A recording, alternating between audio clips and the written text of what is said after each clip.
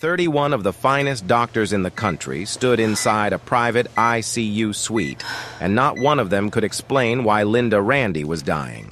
Every test contradicted the last. Every treatment failed. The CEO of a billion-dollar empire was slipping away under fluorescent lights while the most decorated physicians in the state argued in circles. Then a black man in a wrinkled flannel shirt, a single father who had wandered in from the pediatric ward, stepped forward and said 7 words that silenced the room. "I know what's killing her." They laughed. They should not have. Before we dive in, where are you watching from right now? Drop your city or country in the comments. And if you're new here, go ahead and hit that subscribe button so you don't miss how this story ends. Trust me, you're going to want to stay for this one. The children's ward at St. Albans Private Hospital smelled like antiseptic and apple juice. Dennis Hill sat on the edge of a narrow cot, his daughter's small hand curled around his index finger. Mia was 7. She had her mother's wide brown eyes and her father's stubborn jaw, and right now both features were softened by sleep. The sickle cell crisis had hit 3 days ago, the worst one yet. Her hemoglobin had dropped to 5.8, and for 11 hours, Dennis had watched the nurses cycle in and out with transfusion bags while his daughter shivered under a thin hospital blanket. He had not left her side except to use the bathroom. His phone had 17 missed calls from his supervisor at the building where he worked maintenance. He would deal with that later, or he would not. There was no version of the world where Dennis Hill left this room while his daughter still had an IV in her arm. He reached over and adjusted the blanket around her shoulders. On the nightstand sat a worn copy of The Wonderful Wizard of Oz. Its spine cracked from years of bedtime readings. Mia always asked for the same chapter, the one where Dorothy realizes she had the power to go home all along. Dennis never told her why that chapter made his throat tighten. Denise would have known what to say right now. Denise always knew what to say. But Denise had been dead for 5 years, killed by a tumor no one had thought to look for. 2 floors above the pediatric ward in the VIP wing that most hospital staff had never set foot in controlled chaos was unfolding. Linda Randy, 58 years old chief executive officer of Randy Graves Industries, ranked 14th on Forbes' list of the most powerful women in business, had been airlifted in 9 hours earlier after collapsing during a board meeting. The initial reports were alarming, but vague blood pressure spiking to 240/130, then crashing to 80/50 within minutes. Heart rate swinging wildly between 40 and 160. Profuse sweating. A headache so severe she had vomited before losing consciousness. The VIP suite looked less like a hospital room and more like a luxury hotel that happened to have medical equipment. Marble floors, a sitting area with leather chairs, a window overlooking downtown. None of it mattered now. Linda lay in the center of it all, intubated, sedated, her skin the color of old paper monitors, screaming numbers that made no sense to anyone watching. Her husband, Richard Randy, stood by the window with his arms crossed and his tie loosened. He had not spoken in 2 hours. Beside him, Linda's chief of staff, a sharp woman named Claire Dawson, was on her 4th phone call with the company's board of directors. The stock had already dipped 3% on rumors that something was wrong with the CEO. If Linda died, the number would be closer to 15. The hospital's chief medical officer, Dr. James Alcott, had made the calls personally. Within 6 hours, 31 specialists had assembled: cardiologists, neurologists, endocrinologists, infectious disease experts, nephrologists, toxicologists. They came from 3 different states. 2 of them had literally stepped off planes. The hospital was billing Linda's insurance at a rate that would make most families lose their homes, and it was worth every cent if these minds could figure out what was killing her. They could not. Dr. Robert Price, head of cardiology, was convinced it was a cardiac event hypertensive emergency complicated by an underlying arrhythmia. He ordered intravenous labetalol. Linda's blood pressure stabilized for 20 minutes, then crashed again, worse than before. Dr. Ann Lester from neurology argued for a hemorrhagic stroke, possibly masked by the cardiac symptoms. A CT scan showed nothing. An MRI showed nothing.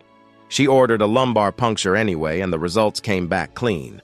Dr. William Chambers, the infectious disease specialist, raised the possibility of sepsis from an unknown source. Blood cultures were drawn. Broad-spectrum antibiotics were started. Linda did not improve. By the 8th hour, the specialists had fractured into camps. 3 separate whiteboards had been rolled into the adjacent conference room, each covered in competing theories and conflicting timelines.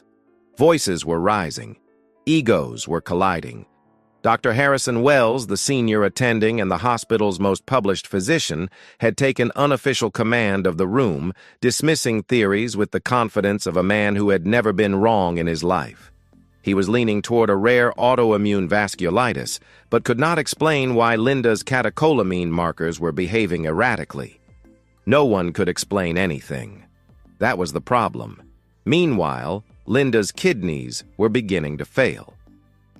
Dennis first heard about the VIP patient from a nurse named Dolores. She had come to check Mia's IV line around 11 at night and mentioned casually that the whole hospital was in an uproar. Some rich woman upstairs was dying and nobody could figure out why. Dennis had nodded politely and said nothing. It was after midnight when Mia woke up crying. The pain was back, a deep, grinding ache in her bones that the medication could only dull, never erase. Dennis held her rocking, gently humming a song Denise used to sing until the crying softened into whimpers and the whimpers faded into sleep. Then he eased her back onto the pillow and stepped into the hallway to find a nurse. The pediatric ward was quiet.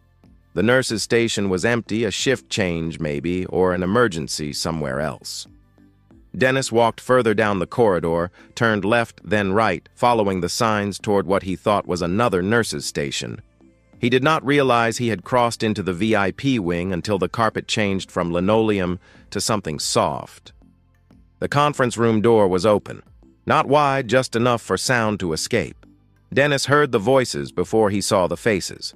A dozen men and women in white coats talking over each other, throwing around terms that most people would not recognize.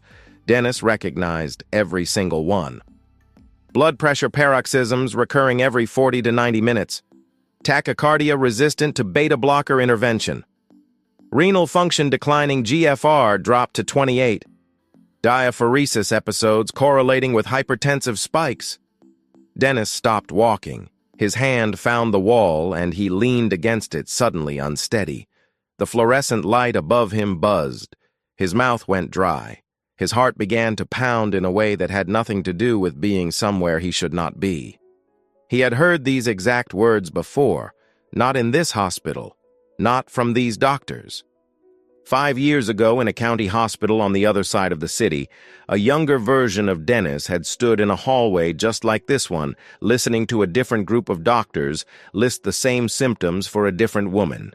His wife, his Denise, paroxysmal hypertension, tachycardia, drenching sweats, headaches that made her scream, kidneys failing for no apparent reason, and doctors, good doctors, smart doctors running in circles because pheochromocytoma was the diagnosis nobody thought of until it was too late. Denise had died on a Tuesday. Dennis had spent every night for the next 2 years reading everything ever published about the tumor that killed her. Not because he planned to go back to medical school, he had abandoned that dream when Mia needed a full-time father. He read because the knowledge was the only thing that made the grief bearable. If he could understand exactly what had gone wrong, maybe the randomness of it would hurt less. It never hurt less, but the knowledge stayed. Now standing in the hallway of St. Albans Viv IP wing at 12:40 in the morning, Dennis heard the ghost of his wife's illness speaking through the symptoms of a woman he had never met. And he knew with the certainty of someone who had earned his understanding through the worst kind of tuition exactly what was happening inside that room. He also knew that if he walked away, there was a very good chance Linda Randy would die the same way Denise had. Dennis stood there for a long time. His hands were trembling. Every rational part of his brain told him to turn around, go back to Mia, stay in his lane. He was a maintenance worker. a single dad. A black man standing uninvited in the most expensive wing of a hospital that had never been designed for people like him. But Denise's face was right there behind his eyes, and it would not leave. He pushed the door open. The room held 14 people, a fraction of the full 31, the rest monitoring from adjacent rooms or reviewing scans remotely. They all turned.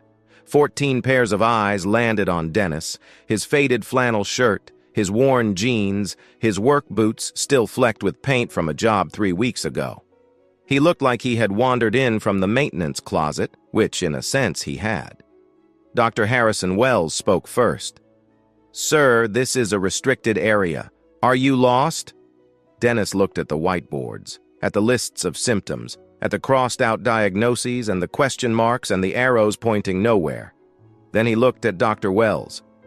"I think I know what she has." Silence. The kind that comes before laughter. It came. A short, incredulous breath from Dr. Price. A smirk from a resident in the corner. Dr. Wells tilted his head as though Dennis had told a joke in a language he did not quite speak. "I appreciate the concern," Wells said, his voice carrying the practiced warmth of a man accustomed to dismissing people without appearing rude. "But we have the situation under control. If you could step outside, security will escort you back to wherever you need to be." "You don't have it under control," Dennis said. His voice was quiet, steady. "You've been treating her for 9 hours and she's getting worse. I know what this is because I've seen it before." Wells's warmth evaporated. He nodded to someone near the door. Within 30 seconds, a security guard appeared. Dennis felt a hand on his arm. "Sir, you need to come with me." Dennis looked back at the whiteboard one last time as he was led out. The numbers stared back at him. The answer was right there, written in symptoms that any third-year medical student would have caught if they had ever watched someone die from it. The door closed behind him. But Dennis Hill was not done. The security guard walked Dennis back to the pediatric ward without a word. At the double doors separating the VIP wing from the rest of the hospital, the guard stopped, pointed down the corridor, and said, "Stay on this side." Then he turned and left. Dennis stood in the empty hallway. The fluorescent lights hummed overhead. Somewhere behind him, a child was coughing in one of the rooms. Somewhere above him, a woman was dying from a disease he could name, but no one would let him speak. He went back to Mia. She was still asleep, her breathing shallow but steady, the IV drip, catching the light from the hallway. Dennis lowered himself into the chair beside her bed and pressed his palms against his eyes. His mind would not stop. The symptoms kept cycling through his head like a song he could not turn off: paroxysmal hypertension, tachycardia, diaphoresis, the classic triad, all of it pointing to the same answer that had come too late for Denise and was running out of time for Linda Randy. Morning came gray and cold through the window.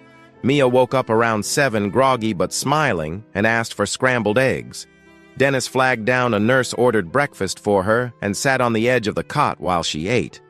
He told her a story about a brave girl who traveled through a magic hospital where all the walls changed color depending on your mood.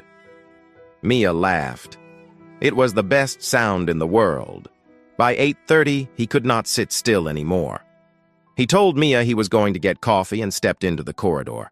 His plan was simple: find anyone on Linda Randy's medical team who might actually listen. He did not have credentials. He did not have authority.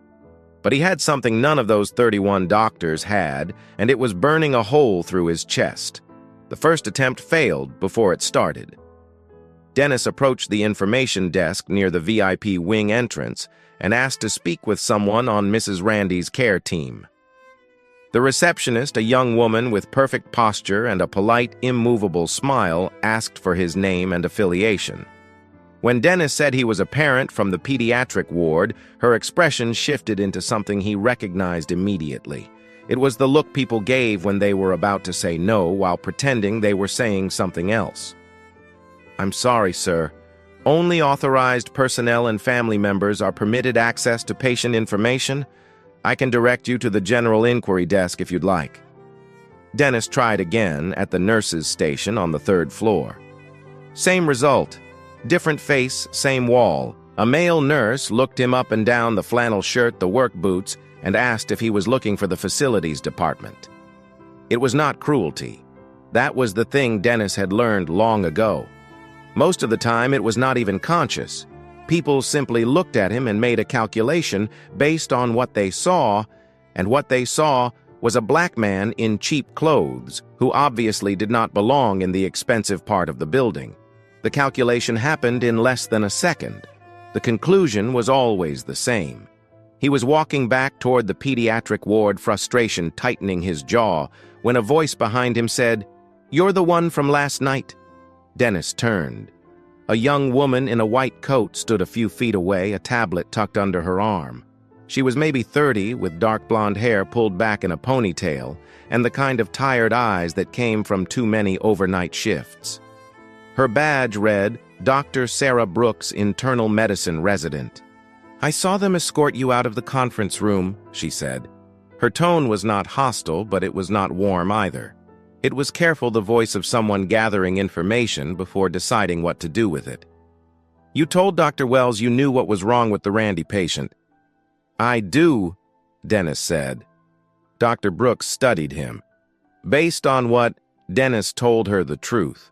He told her about Denise not dramatically not looking for sympathy, just the facts laid out the way you lay out a case history. His wife had died 5 years ago from an undiagnosed pheochromocytoma. The symptoms Linda Randy was presenting were identical, and the labetalol they had started was not just failing, it was actively making things worse by blocking beta receptors without addressing the alpha-mediated vasoconstriction, creating a dangerous cycle of hypertensive surges followed by hypotensive crashes. That was why Linda's kidneys were failing. She was being whipsawed to death, and the medication they chose was accelerating it. When he finished, something had shifted in Dr. Brooks' expression, not pity, not belief, but the recognition that the man standing in front of her was not delusional. He might be wrong, but he was not delusional. She was young enough to know she did not know everything, and old enough to recognize that the 31 experts upstairs had not produced a single working answer in nearly 20 hours. She was also a resident, the lowest rung on the ladder, which meant that if she brought Dennis's theory to the attending physicians, and it turned out to be nonsense, her career would take a hit she could not afford. And if she brought it, and it turned out to be right, some of those attendings would never forgive her for it. "I cannot just walk you into the conference room," she said. "Wells would have me removed from the case." "Then get me to the husband," Dennis said. "He is the one with decision-making authority. If the doctors will not listen, maybe the family will." It took Dr. Brooks 45 minutes. She made 2 phone calls and had 1 quiet conversation in a stairwell with a senior nurse she trusted.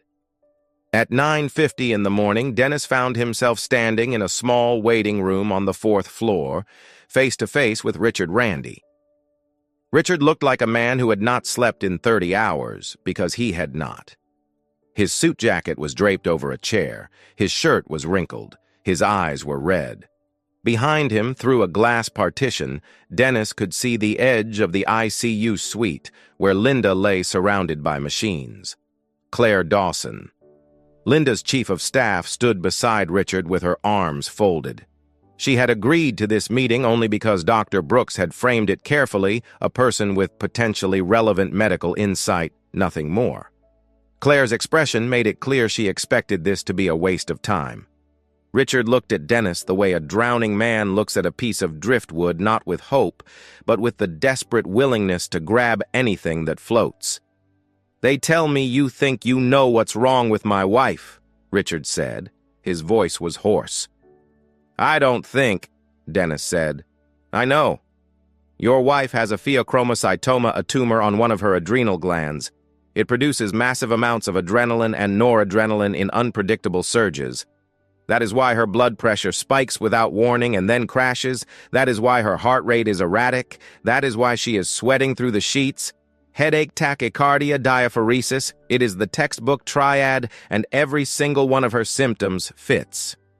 Richard shook his head slowly, not in disagreement, but in confusion.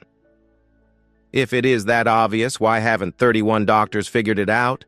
Because it is rare, Dennis said. Most physicians will go their entire career without seeing a single case. And because Theo is a mimic, it looks like a cardiac emergency. It looks like a stroke. It looks like sepsis. Every specialist in that room is diagnosing from their own field. The cardiologist sees a heart problem. The neurologist sees a brain problem. Nobody is stepping back to see the whole picture. And there is something else. Dennis kept his voice level. They put her on labetalol, a beta blocker.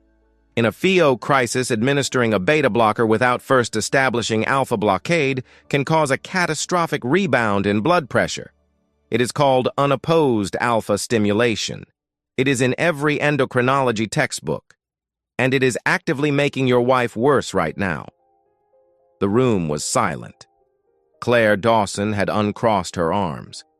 Richard looked at Dennis for a long time. "Who are you?" "Nobody," Dennis said. "I am a maintenance worker. I am a single father. My daughter is downstairs with sickle cell disease, and that is the only reason I am in this building. But 5 years ago, my wife died of the same disease your wife has right now. The same symptoms, the same misdiagnosis, the same wrong medications. I watched it happen, and I could not stop it. I am telling you right now, you can stop it. But it has to be today. If she goes another 12 hours on this protocol, her organs will shut down, and there will be nothing left to save." Richard turned to Claire. Claire turned to Dr. Brooks, who had been standing by the door. "Is any of this possible?" Richard asked. Dr. Brooks chose her words with precision. "Pheochromocytoma is consistent with the symptom profile. It would explain the treatment resistance, and the concern about beta blocker therapy in an undiagnosed Pheo is well documented in medical literature. I cannot confirm the diagnosis without lab work, specifically plasma metanephrines and catecholamine levels, but the tests can be run in under 2 hours." Richard stood up.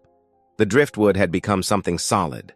"Get me Dr. Wells," he said, "and get those tests ordered now."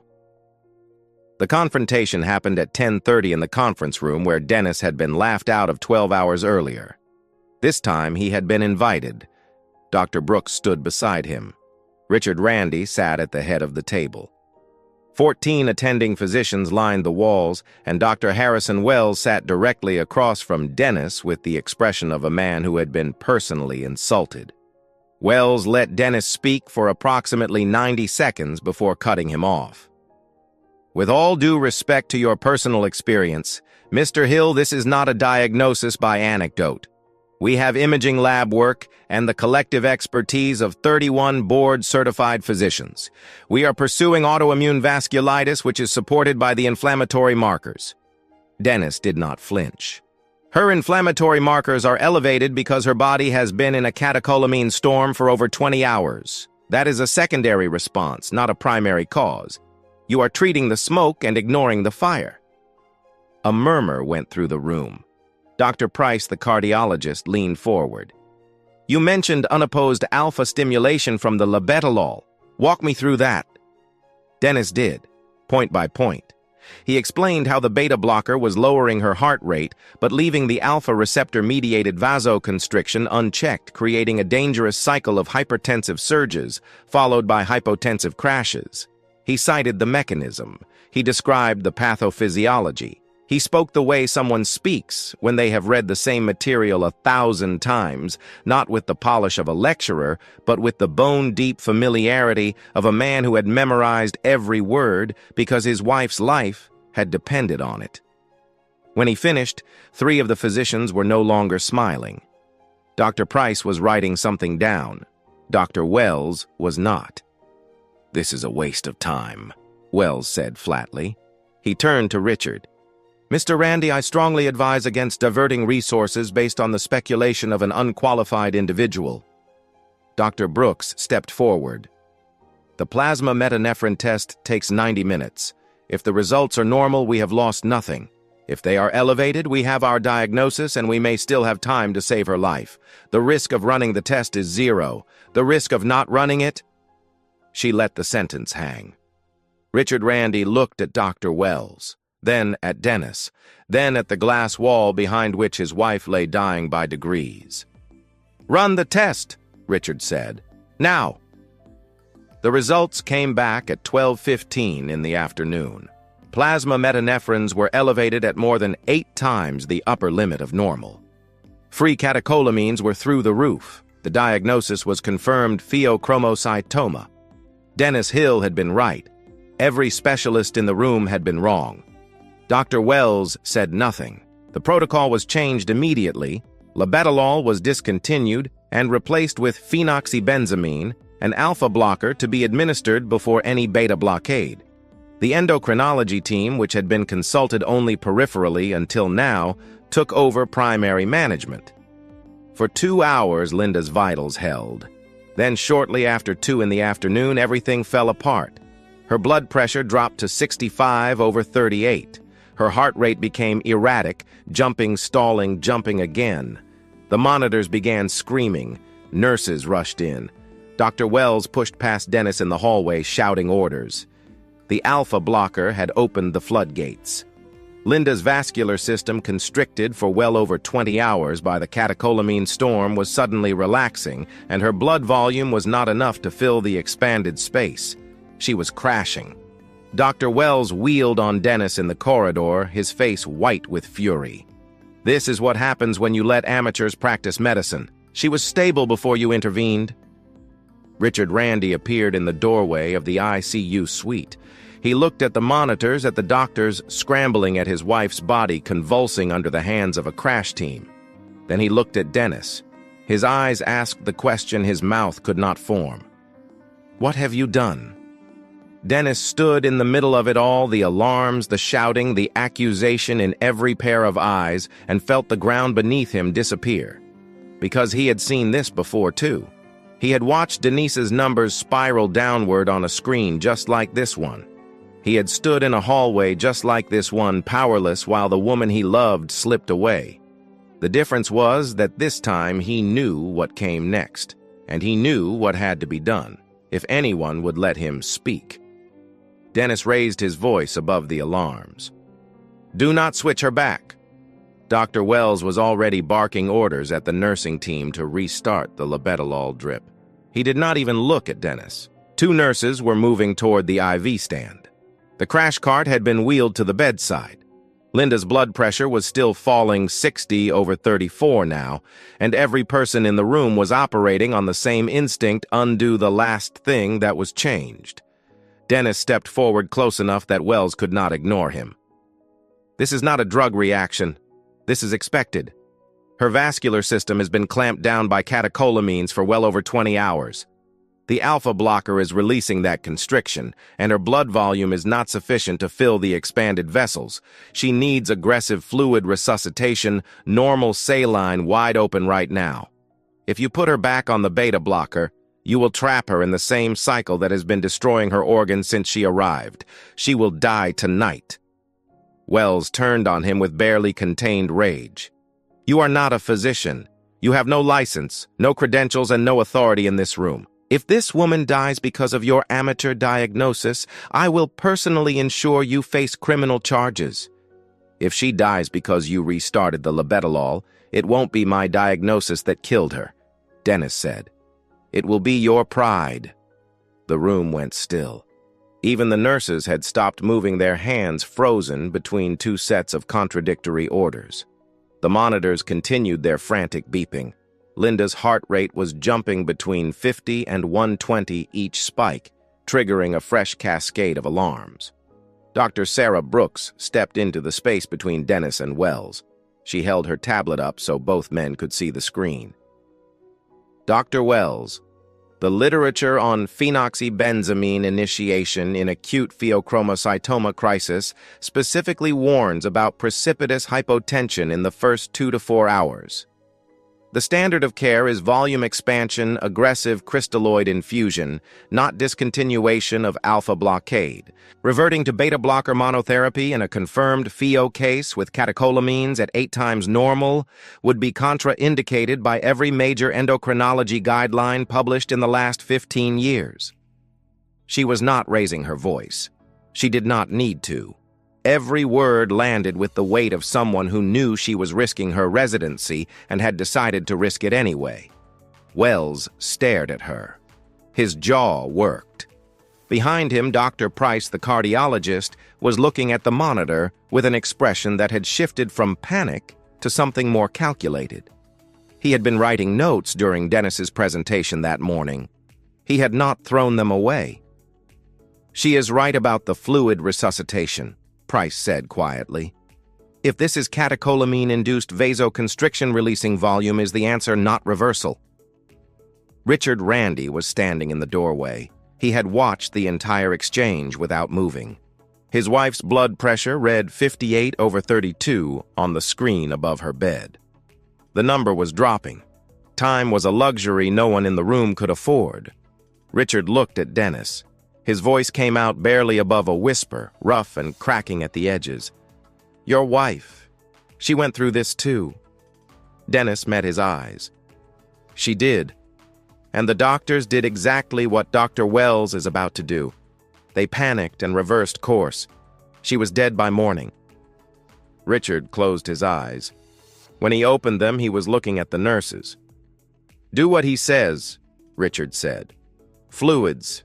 Keep the current medication. Do it now." Wells opened his mouth to protest. Richard cut him off with a single look, the look of a man who had nothing left to lose and was done asking permission. The nurses moved. 2 liters of normal saline went up on a pressure bag, running wide open into Linda's central line. A 3rd liter was spiked and ready. "Doctor." Brooks positioned herself at the bedside monitor, watching every number her pen tapping against the tablet in a rhythm she did not seem to notice. Dennis stood by the wall. He had done everything he could do. The rest belonged to Linda's body, to the blood flowing through her veins, to the vessels slowly learning to relax after a day of chemical siege, to the kidneys that had been battered but had not yet quit. The minutes stretched. 5, 10, 15. Linda's blood pressure drifted between 55 and 62, too low, dangerously low, but no longer falling. Her heart rate settled into the 90s, still fast, but no longer chaotic. The alarms continued, but the pitch of the room had changed. The frantic energy had given way to something heavier and quieter, the weight of waiting. At the 20-minute mark, the systolic reading climbed to 68, then 72. Nobody spoke. At 30 minutes, it touched 80. Her heart rate dropped to 86. The renal output monitor, which had shown almost nothing for the past hour, registered a small but measurable increase. Dr. Brooks looked up from the screen. Her eyes found Dennis across the room. At 40 minutes, Linda Randy's blood pressure read 94/61. Her heart rate was 78, steady, regular. The catecholamine storm was not over. It would take days to fully stabilize her, and eventually the tumor would need to be surgically removed, but the crisis had broken. The body was responding. The alpha blocker was doing what it was designed to do, and the fluids were giving her circulatory system the volume it needed to function in its newly relaxed state. Linda Randy was going to live. Dr. Price was the first to move. He walked to the whiteboard where 26 hours of wrong diagnoses were still scrawled in red and blue marker, and he quietly erased his own. Dr. Wells left the room without a word. No one called after him. Richard Randy sank into the chair beside his wife's bed, took her hand and pressed it against his forehead. His shoulders shook, but he made no sound. Dennis watched from the doorway for a moment. Then he turned and walked down the corridor past the nurse's station, past the reception desk where he had been turned away that morning through the double doors, and back to the pediatric ward where his daughter was waiting. 4 days later, Linda Randy opened her eyes. The breathing tube had been removed 36 hours earlier. Her kidney function was improving. The endocrinology team had mapped the tumor on imaging a 3-centimeter mass on her left adrenal gland, and surgery was scheduled for the following week. She was weak. Her voice was a thread, but she was alive and she was lucid. And when Richard told her the story of what had happened, all of it from the 31 doctors to the man in the flannel shirt she asked to see him. Dennis came to the VIP suite on a Tuesday afternoon. Mia's crisis had passed 2 days earlier, and she was being discharged the following morning. He had shaved. He was wearing a clean shirt. He stood at the foot of Linda's bed with his hands at his sides, looking deeply uncomfortable in a room that was not designed for people like him. Linda studied him for a long time. She was a woman who had spent 30 years reading boardrooms, measuring the worth of every person who walked through her door in the first 5 seconds. She had built an empire on the ability to see what others missed, and she had almost died because the people around her could not see past a flannel shirt and a pair of work boots. "Richard told me everything," she said. Her voice was thin but clear. "He told me what you did, and he told me what they almost did not let you do." Dennis nodded. He did not seem to know what to do with his hands. "I am told you were a medical student once," Linda said. "A long time ago," Dennis said, "and you left because your wife died." "I left because my daughter needed a father more than the world needed another doctor." Linda looked at him the way she had spent a career looking at problems, not with sentiment, but with precision. Then her expression softened into something Dennis had not expected. It was not gratitude exactly. It was recognition. The recognition of one person seeing another fully for the first time. "Thank you," she said. 2 words. No cameras, no press release, no grand gesture. Just a woman in a hospital bed alive because a man she never would have noticed in any other context had refused to be silent. Dennis nodded once. "I hope your recovery goes well, ma'am." Then he left the room and he did not look back. The next morning, Dennis signed Mia's discharge papers at the pediatric nurse's station. Dolores, the nurse who had been with them since the first night, handed Mia a lollipop and told her to stay out of trouble.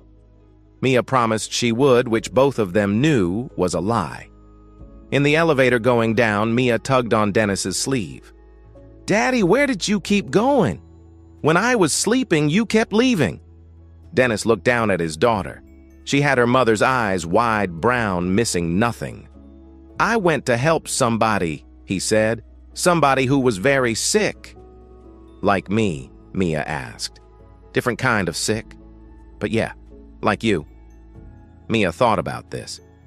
"Did you fix them?" Dennis smiled. It was the kind of smile that held more than one thing at once: relief, exhaustion, grief, and something that might have been the beginning of peace.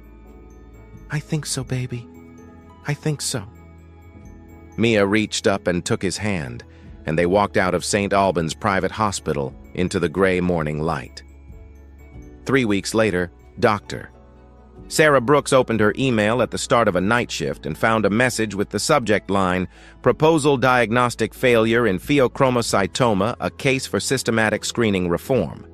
The sender was Dennis Hill. The proposal was 12 pages long, meticulously researched, and cited 47 peer-reviewed sources.